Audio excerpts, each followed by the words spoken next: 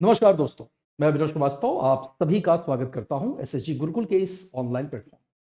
दोस्तों, अगर आप आज इस वीडियो को देखने के लिए यहां इस मंच पर मौजूद हैं या फिर आप इसे देख रहे हैं, तो निश्चित रूप में आप हेल्थ एजुकेशन ऑफिसर की जो वैकेंसी जिसकी सूचना पहले ही एसएसजी गुरुकुल आपको दे चुका था, जो कि अब फॉर्म भी जारी हो चुका है, आप निश्चित रूप में उसके लिए इंटरेस्टेड हैं।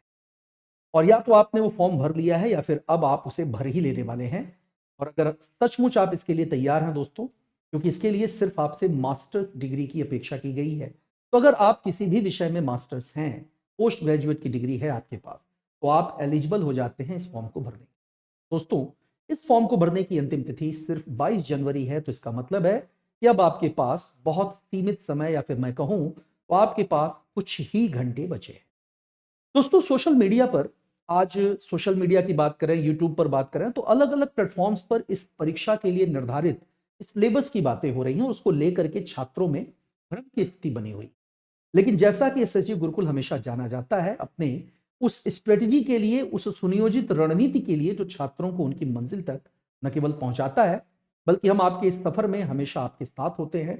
तो इस जिम्मेदारी को समझते हुए हम आपके लिए लेकर आए हैं आपके हेल्थ एजुकेशन ऑफिसर का सबसे ऑथेंटिक, सबसे प्रमाणिक सिलेबस। और ये प्रमाणिक सिलेबस दोस्तों, ना तो पूर्ण रूप से बायोलॉजी है, ना ये केवल समाजशास्त्र है, बल्कि वो सारे सब्जेक्ट जिसकी भी अपेक्षा, जो भी इसके नोटिफिकेशन में आपसे बताया गया था, वो सारी चीजें आपको विस्तार से आज की क्लास में, आज के इस सेशन में मैं आपको समझाऊंगा। दोस्तों, सबसे पहले तो यह है कि इस परीक्षा में कुल आपके 150 प्रश्न होने हैं, जिसमें से 150 में से 3 अलग अलग सेगमेंट्स के क्वेश्चन हो।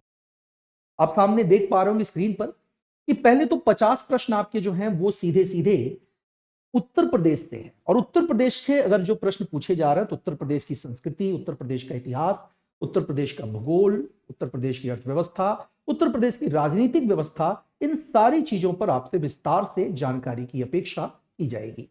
उसके अलावा अगर दूसरे सेगमेंट की बात करें दोस्तों, तो दूसरे सेगमेंट में जनरल स्टडीज के 50 क्वेश्चन होंगे, जिसमें हिस्ट्री, ज्योग्राफी, पॉलिटी, इकोनॉमी, ये सारी चीजें होंगी, साइंस भी होगा। और तीसरा और सबसे महत्वपूर्ण पहलू है इसका हेल्थ साइंस का।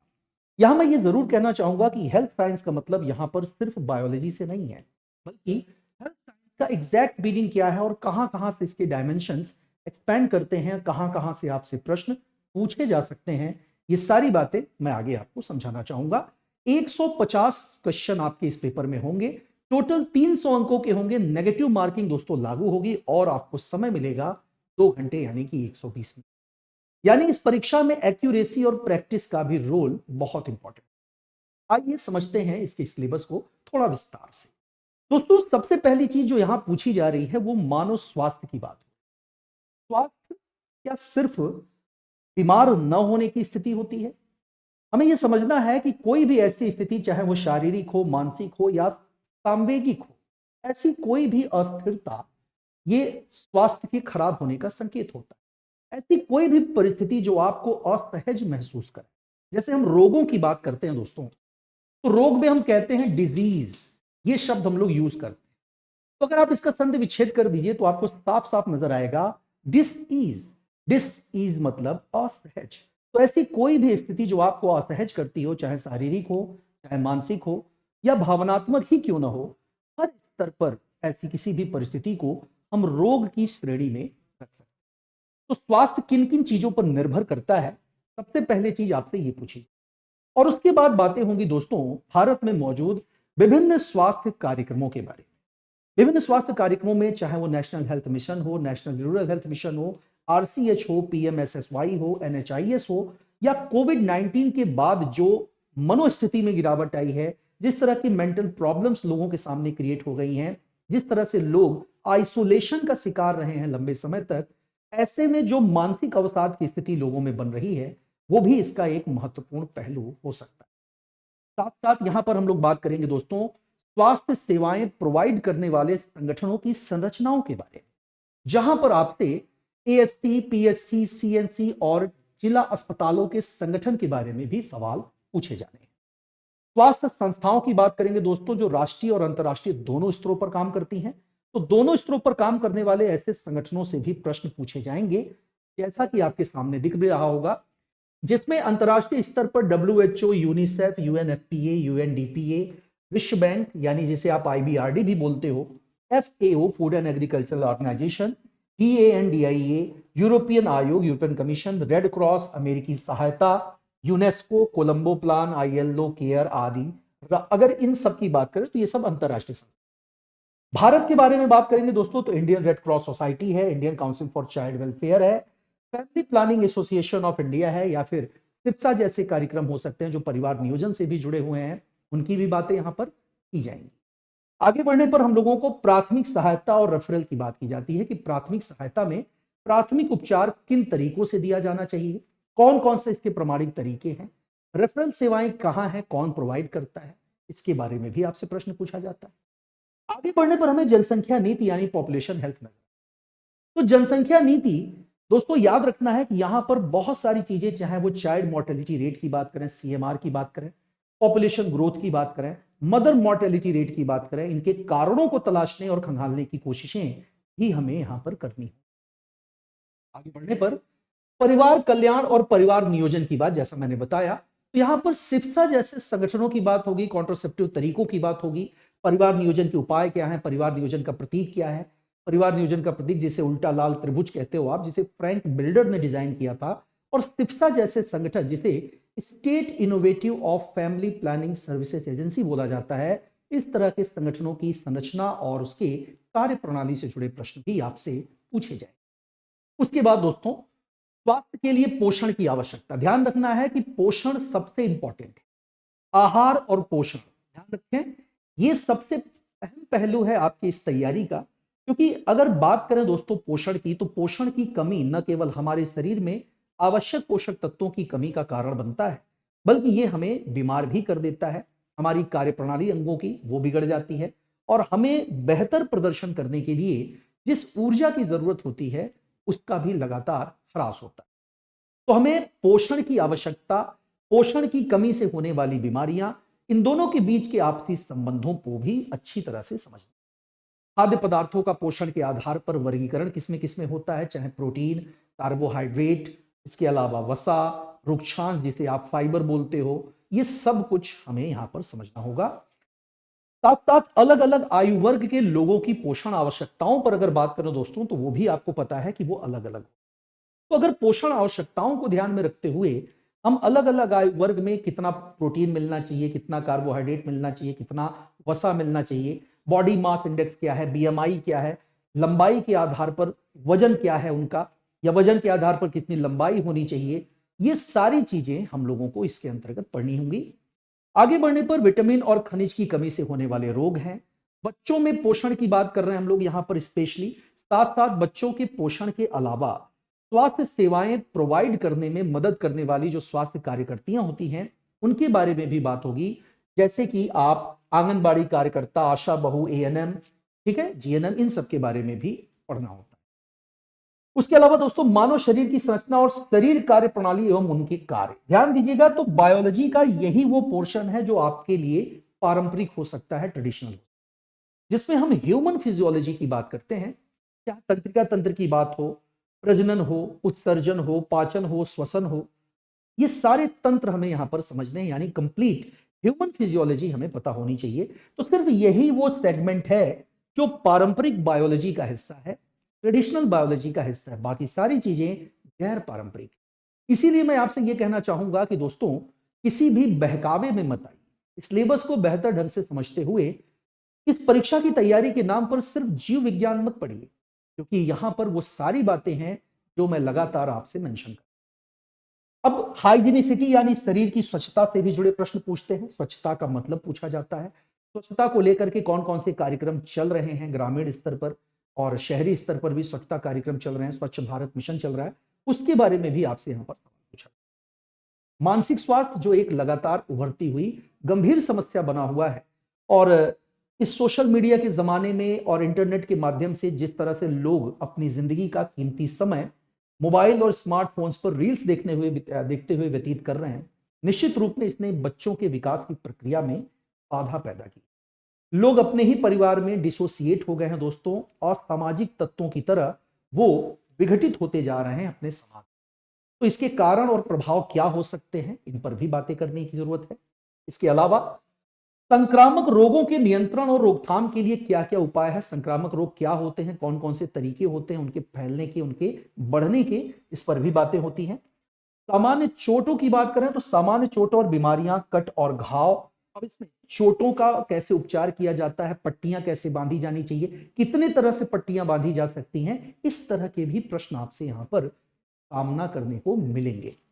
उसके अलावा दोस्तों इसके सिद्धांत और प्राथमिक चिकित्सा देखभाल, शिशुओं और बच्चों में वृद्धि को प्रभावित करने वाले कारक, चाहे वो वंशानुगत कारक हो चाहे आनुवांशिक कारक हो, ये दोनों भी इसमें इंक्लूड है दोस्तों। और आगे बढ़ने पर हमें नजर आता है संक्रामक रोगों के बारे में। जैसा मैंने कहा कि संक्रामक रोगों के मामले में बहुत सारी बीमारियां हैं जिसमें लक्षण, बचाव और उपचार, इन तीनों बातों का आपको ध्यान रखना होता है। डिप्थीरिया है, काली खांसी है, टिटनेस, पोलियो, खसरा, तपेदिक, चिकन पॉक्स, कंठमाला जिसे मम्स या गलसुआ भी बोला जाता है।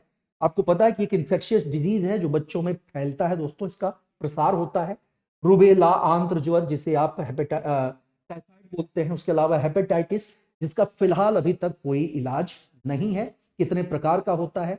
और इसमें एक प्रश्न कई बार देखने को मिल जाता है कि हेपेटाइटिस एक ऐसी बीमारी है जो उन सभी तरीकों से फैलती है जिस तरीके से एड्स फैलता है, और इसीलिए हेपेटाइटिस की जांच के लिए हम लोग एलिसा टेस्ट का ही इस्तेमाल करते हैं, जिसका इस्तेमाल एड्स या एचआईवी की जांच के लिए भी किया जाता है।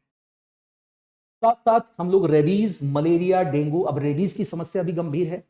अब चूंकि आपको पता है रेबीज कुत्तों के काटने से होता है, और रिसेंटली अगर देखा जाए तो हमारी जुडिशरी के सामने, न्यायपालिका के सामने भी ये एक विचारणीय मुद्दा बना हुआ है, तो इस पर भी आपसे प्रश्न पूछे जाएंगे।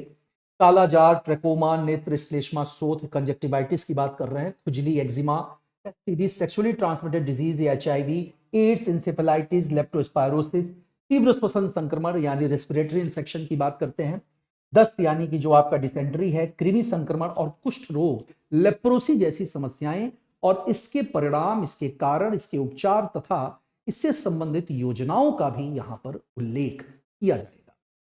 दोस्तों समुदाय में बीमारों की देखभाल, शारीरिक परीक्षण और लक्षण, ये ध्यान रखना है कि इसमें अलग अलग आयु वर्ग का हमें ख्याल रखने की जरूरत है, क्योंकि अलग अलग आयु वर्ग में हमें अलग अलग तरह के पोषण की जरूरत होती है। उनके रोगों के अनुसार उनको दिए जाने वाले भोजन का प्रकार, उसमें पोषक तत्वों की मात्रा, कौन सा पोषक तत्व होना चाहिए, कौन सा नहीं होना चाहिए, ये चीज भी आपसे विस्तार से पूछी जाए। आगे बढ़ने पर दोस्तों आयुष की भूमिका, आपको पता है कि आयुष अब नया मंत्रालय आपका बन चुका है, जिसमें आयुर्वेद, योगा, सिद्धा, होम्योपैथी, ये सब कुछ इंक्लूड किया गया है। उसके अंतर्गत घरेलू उपचार जिसे हम दादी नानी के नुस्खों के रूप में जानते हैं, उससे भी जुड़े सवाल पूछे जाएंगे। दवाओं का वर्गीकरण, प्राथमिक चिकित्सा की आवश्यकता पर भी बातें, मतलब ये है कुल आपका विस्तृत। इसलिए आइए दोस्तों समझते हैं कि एक प्रश्न के माध्यम से किस तरह के प्रश्नों का सामना आपसे एग्जाम में हो सकता है। जैसे आपके सामने क्वेश्चन दिख रहा होगा आपको, कह रहा है कि कौन सी अवधारणा विश्व जनसंख्या संगठन द्वारा दी गई स्वास्थ्य की परिभाषा पर आधारित। अब इस सवाल को देखिए और समझिए कि इस सवाल का राइट आंसर क्या हो। बहुत संभव है दोस्तों कि आप इससे बायोमेडिकल कॉन्सेप्ट को ही सही मान लें, या फिर आप साइको सोशियो कॉन्सेप्ट को सही मान लें, यानी मनोसामाजिक अवधारणा और बायोमेडिकल अवधारणा को भी सही मानेंगे। लेकिन सच तो यह है दोस्तों कि स्वास्थ्य की जो परिभाषा दी गई है, उस परिभाषा को WHO या फिर दूसरे जैसे संगठनों के अनुसार अगर देखा जाए तो मानते हैं कि स्वास्थ्य सेवाओं का जो कॉन्सेप्ट है, हेल्थ फैसिलिटेशन का जो कॉन्सेप्ट है दोस्तों, वो पूरी तरह से आधारित होता है कॉन्सेप्ट ऑफ वेलबींग, यानी कि किस पर वो आधारित होता है दोस्तों, भलाई की अवधारणा, है ना। ऐसे ही एक और प्रश्न आपके सामने देख सकते हैं आप लोग कि निम्नलिखित में से कौन सा कारक स्वास्थ्य को प्रभावित करता है। सवाल देखिएगा, मैंने ये सवाल सिर्फ इसलिए रखे हैं ताकि आपको यह समझ में आ जाए कि किस प्रकार के प्रश्नों का सामना आपको करने को मिल सकता है इस परीक्षा। और उसके लिए आप अगर आज से और अभी से मेंटली प्रिपेयर होंगे, यकीन मानिए आप होंगे सबसे प्रबल दावेदार इस परीक्षा के उन सीमित पदों के जो कि आपका इंतजार कर रहे हैं। अब इसमें कह रहा है कि कौन सा कारक स्वास्थ्य को प्रभावित करता है, जैविक कारक है या फिर व्यवहारिक तथा सामाजिक और सांस्कृतिक कारक, कौन सा कारक प्रभावित करता है। तो ये भी एक बढ़िया इंपॉर्टेंट क्वेश्चन हो गया आपका। दोस्तों आइए इसको थोड़ा सा मैं विस्तार से बता देता हूं जैसे व्यवहारिक और सामाजिक सांस्कृतिक कारकों की बात करें तो दोस्तों इनका मतलब क्या होता है? तो ये वो कारक होते हैं जो किसी भी समुदाय के व्यक्तियों के व्यवहार, सोच और संस्कृति को प्रभावित करते हैं। आप बताइए, आप जिस कम्युनिटी में रहते हैं, जिस लोकेलिटी में रहते हैं, अगर वहां का माहौल खराब हो, वहां का पारस्परिक संबंध एक दूसरे का खराब हो, तो क्या ये परिस्थितियां आपको स्वस्थ महसूस कराती हैं? अगर आप किसी तनाव, अवसाद और चिंता का शिकार हो, किसी असफलता से आहत हो, किसी के द्वारा दिए गए दुख से व्यथित हो, तो क्या वो मनोस्थिति ऐसी होती है आपकी कि आप कुछ भी नया क्रिएट कर पाए, कुछ नया सृजित कर पाए? इसका मतलब है कि हमारा परिवेश, हमारा वातावरण भी हमारे स्वास्थ्य पर बहुत गंभीर और गहरा प्रभाव डालता है। ऐसे में दोस्तों व्यवहारिक कारकों की अगर बात करें तो सामाजिक मानक है, जैसा समुदाय में व्यवहार के नियम है। शिक्षा और ज्ञान की बात हो जाए, सामाजिक पहचान जिसमें समुदाय के साथ जुड़ाव की बात होती है, और शक्ति गतिविधि जिसमें संसाधनों के वितरण और निर्णय लेने की शक्ति की बात आती है। ये सारी चीजें हमारे सामाजिक सांस्कृतिक कारकों के रूप में चिन्हित किए। दोस्तों जैसा मैंने आपको पहले ही बता दिया कि इसके जो सिलेबस हैं, इस सिलेबस की बात करना सबसे ज्यादा इंपॉर्टेंट है, क्योंकि उसी को लेकर के छात्रों में तस्वीर साफ नहीं है।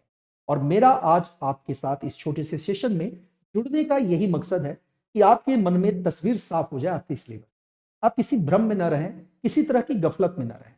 और रही बात दोस्तों कि आप ये भी पूछ सकते हो कि सर ये ऑथेंटिक आयोग का सिलेबस है कि नहीं। दोस्तों आयोग अगर ये नहीं पूछेगा तो वो पूछेगा, ये भी तो एक प्रश्न है। रही बात संभावनाओं की, तो अगर कुछ भी अतिरिक्त जुड़ता है दोस्तों, कुछ भी अतिरिक्त जुड़ता है इसमें, वो हमारी जिम्मेदारी है, वो हमारा दायित्व है। मैं जहां तक समझ रहा हूं ये सफिशियंट होगा। सोशियोलॉजी का सेगमेंट इसमें जरूर जोड़ेगा। भारतीय समाज, समाज की संरचना, ग्रामीण संरचना, ये सारी चीजें भी आपसे पूछी जाएंगी, वो भी हम पढ़ाएंगे आपको। अब यहां बात कर लेते हैं एक और टॉपिक की, जैसा कि आपके सामने दिख भी रहा होगा, राष्ट्रीय स्वास्थ्य कार्यक्रम और पॉलिसी संबंधी नीतियां। और दोस्तों पता है कि भारत में स्वास्थ्य नीतियों का निर्धारण करने की बात जब भी आती है तो किसी न किसी कमिटी का नाम, भारत में स्वास्थ्य क्षेत्र के उन्नयन से संबंधित कमिटियों की बात करें तो ये सारी कमिटियां आपके सामने, और ये मान कर रहे, फिक्स रखें इस बात को कि यहां से आपको एक दो प्रश्न मिलना है। चाहे बुरे कमेटी की बात हो, मुदालियर कमेटी हो, चड्ढा कमेटी हो, मुखर्जी कमेटी हो, श्रीवास्तव कमेटी, या फिर करतार सिंह कमेटी की बात की, जोड़ा बनाने के लिए दे देगा, या इनके काम के बारे में पूछ लेगा, इनके समय के बारे में पूछ लेगा, ये सारी चीजें आपसे पेपर में पूछी जा सकती। तो याद रखना है ये सारी चीजें, और उसके अलावा उत्तर प्रदेश का परिचय जिसमें इतिहास, फिर भूगोल, उसके अलावा संस्कृति और कला, लोक प्रशासन, उसका प्रशासन और राजनीति, अर्थव्यवस्था, वन और वन्य जीव, समसामयिक घटनाएं यानी करंट अफेयर्स, ये तो होगा ही होगा। और साथ साथ जनरल स्टडीज के सारे सेगमेंट जिसमें भारतीय इतिहास, भारतीय भूगोल, शासन और राजनीति, आर्थिक और सामाजिक विकास तथा पर्यावरण, पारिस्थितिकी, जैव विविधता और जलवायु परिवर्तन एवं सामान्य विज्ञान जैसी चीज भी यहाँ पर। दोस्तों आपको अगर ये बात समझ में आ गई हो, आपका सिलेबस आपके दिमाग में क्लियर हो गया हो और एक क्लियर पिक्चर बन गई हो, तो दोस्तों देरी किस बात, अभी जाइए और जुड़िए हमारे साथ, हमारे इस स्वास्थ्य अधिकारी के या स्वास्थ्य शिक्षा अधिकारी के अधिकारी बैच नंबर 29। दोस्तों इसकी फीस सिर्फ 1499 यानी सिर्फ 1499 रुपए रखी गई है। हो सकता है कि आपको ऐसा लग रहा हो कि अभी तो सब बहुत जगहों पर बहुत सस्ते बैचेस मिल रहे हैं, 700, 500, 600 में भी बैचेस मिल रहे हैं। तो दोस्तों फुटपाथ पर बिकने वाली वस्तु कितनी विश्वसनीय होती है ये मुझे बताने की आवश्यकता नहीं है, आप उस पर कितना विश्वास। गुणवत्ता हमेशा ही एक कीमत के साथ आती है, एक मूल्य के साथ। और फिर भी अगर सिर्फ इस एक अमाउंट के साथ आप बन जाते हैं स्वास्थ्य शिक्षा अधिकारी, तो फिर भी यह सस्ता सौदा होगा। तो दोस्तों अभी जाइए, दिए गए नंबरों पर संपर्क करें और जुड़े हमारे इस बैच के साथ। और बात करूं दोस्तों तो 20 तारीख यानी कि 20 जनवरी शाम 6 बजे से हमने अपना कार्यक्रम शुरू भी कर दिया है। यानी कि मैं 20 जनवरी शाम 6 बजे YouTube पर आपके साथ जुड़ रहा हूं, और वहां पर मैंने विस्तार से डिस्कस किया है पूरे के पूरे टॉपिक को, पूरे पूरे सेगमेंट को, किस तरह से आपको पढ़ना है, किस तरह के प्रश्न आपको मिल सकते हैं। इसका एक डेमो क्लास आपके लिए YouTube पर अवेलेबल है। तो अभी जाइए और उस बैच को भी देखिए, साथ साथ इस बैच से जुड़िए भी, उस वीडियो को भी देखिए, और सफलता के इस सफर में सहकर्मी बनिए, एक तरह से हमसफर बनिए एसएसजी गुरुकुल के। आपको आने वाली परीक्षाओं में सफलता की शुभकामनाओं के साथ मैं अपना शुभास्मति लेता हूं।